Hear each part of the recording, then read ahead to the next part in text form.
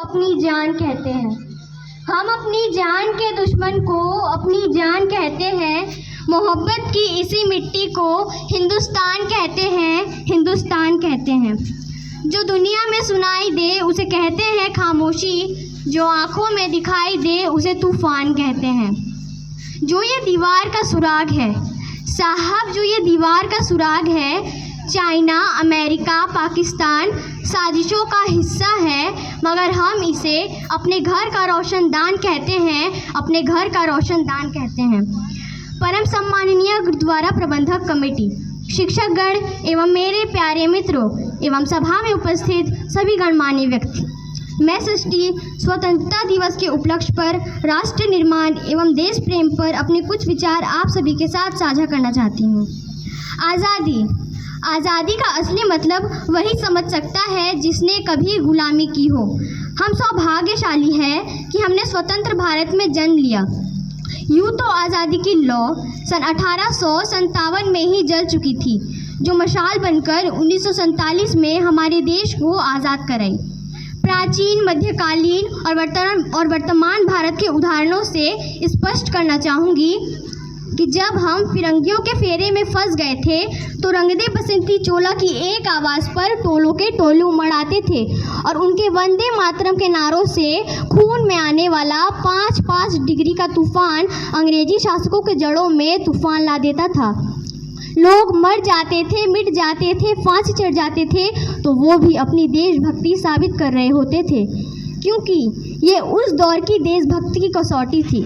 उसके बाद 62, 65 और 71 के युद्धों में अपना सुहाग गंवा देने वाली औरत, जब घर के हालात ये हो जाया करते थे कि प्यार भी भरपूर गया, मांग का सिंदूर गया, नन्हे नौनिहालों की लंगोटियाँ चली गई, छोटी छोटी बेटियों की चोटियाँ चली गई, बाप की कमाई गई, भाई की पढ़ाई गई, ऐसा एक विस्फोट हुआ पता ही चला नहीं, पूरे जिस्म की ही कई बोटियाँ चली गई और आपके लिए तो एक आदमी मरा है साहब कि तुम मेरे घर की तो रोटियाँ चली गई, मेरे घर की तो रोटियाँ चली गई वाले हालात पैदा हो जाने के बावजूद भी एक माँ अपने बेटे को सरहद पर दुश्मनों की धज्जियाँ उड़ाने के लिए भेज देती थी और उसे पत्र लिखाकर ये भेजा करती थी कि अम्मा ने खत लिखा है बड़े ही चाव से, पुत्र मेरे ना घबरा जाना, 1 इंच भी पीछे ना हटना, चाहे इंच इंच कट जाना, चाहे इंच इंच कट जाना।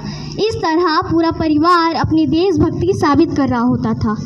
तब देश बलिदान मांगता था, तब देश लड़ जाने को कहता था, तब देश मर जाने को, मिट जाने को, फांसी चढ़ जाने को कहता था, किंतु आज देश लड़ जाने को नहीं कहता, आज देश मर जाने को, मिट जाने को, फांसी चढ़ जाने को नहीं कहता, बल्कि मेरे विचारों में यदि कोई व्यक्ति अपने काम को पूरी ईमानदारी, पूरी मेहनत और पूरी लगन से करे ना, तो वही सबसे बड़ा देशभक्त है।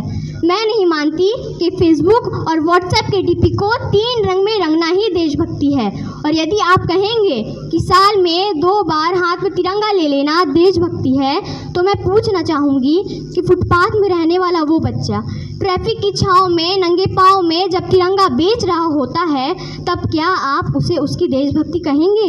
ये उसकी देशभक्ति नहीं, उसके पेट के भूख की शक्ति है जो उसे ऐसा करने पर मजबूर कर रही है, क्योंकि ना मस्जिद को जानते हैं न शिवालय को जानते हैं, ना मस्जिद को जानते हैं न शिवालय को जानते हैं। जो पेट के भूखे होते हैं ना, वो सिर्फ भोजन के निवालों को जानते हैं, वो सिर्फ भोजन के निवालों को जानते हैं। अपने परिवार, अपने समाज, अपने देश के लिए समर्पण का भाव है देशभक्ति, और हर देशद्रोही के जीवन में आने वाला तूफान है सच्ची देशभक्ति, ताकि हर देशद्रोही ये समझ सके कि अगर तू परिंदा है तो ये आसमान तेरा है, अगर तू दरिंदा है तो ये शमशान तेरा है, भाईचारे से रहना है तो रह इस ज़मीन पर, वरना ये कब्र भी तेरी है और ये कब्रिस्तान भी तेरा है और ये कब्रिस्तान भी तेरा है। लेकिन एक देशद्रोही से ज़्यादा देशभक्ति तब आहत होती है जब एक बेटा अपने बूढ़े माँ बाप को वृद्धाश्रम की चौखट पर छोड़ आता है। करहा उठती है वो देशभक्ति जब मुसीबत में फंसे लोगों की जान बचाने से जान बचाने से ज़्यादा हम सेल्फी लेकर लाइक बढ़ाने में लगे होते हैं। आज के दौर में वो युवा जिनके ऊपर जिम्मेदारी थी अपने देश, अपने समाज, अपने राष्ट्र की आशाओं को बांधे रखने की, वही युवा अब 4x4 इंच की छोटी सी स्क्रीन पर अपनी कोमल उंगलियों के घसण मात्र से अपनी भावनाओं की इमोजी भेज रहा है। 4 बोतल वोडका, काम मेरा रोज का गाने ने भारत के भविष्य को तबाह कर रखा है। हम ना एक ऐसे समाज में जीते हैं जहां लड़कों से बात करता देख जो भाई हड़काते हैं, लड़कों से बात करता देख जो भाई हड़काते हैं, वही भाई अपनी गर्लफ्रेंड के किस्से घर में हंस हंस कर सुनाते हैं। और मैं बता दूं कि महिला सुरक्षा के मामले में हम आज भी चौथे नंबर पे आते हैं। हम ना एक ऐसे समाज में जीते हैं जहाँ पत्थर की मूरत को लगता है 56 भोग और भूखे नंगे तड़पते सो जाते हैं लोग, भूखे नंगे तड़पते सो जाते हैं लोग। मजदूर को मजदूर समझे, मजबूर नहीं। गरीबों को काम दीजिए, दान नहीं। और अगर दान देने के इच्छुक हैं तो जीते जी रक्तदान दीजिए और मरने के बाद अंग दान देकर मरते हुए को जीवन दान दीजिए। यही सच्ची देशभक्ति है और यही सच्चा राष्ट्र प्रेम है। न सरकार मेरी है न रब मेरा है, न सरकार मेरी है न रब मेरा है और ना ही ये बड़ा सा नाम मेरा है।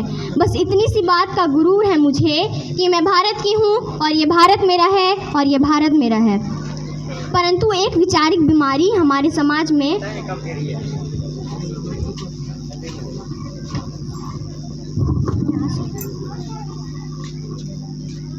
और अंत में मैं बस इतना कहना चाहूँगी कि मेरा हिंदुस्तान महान था, महान है, महान रहेगा।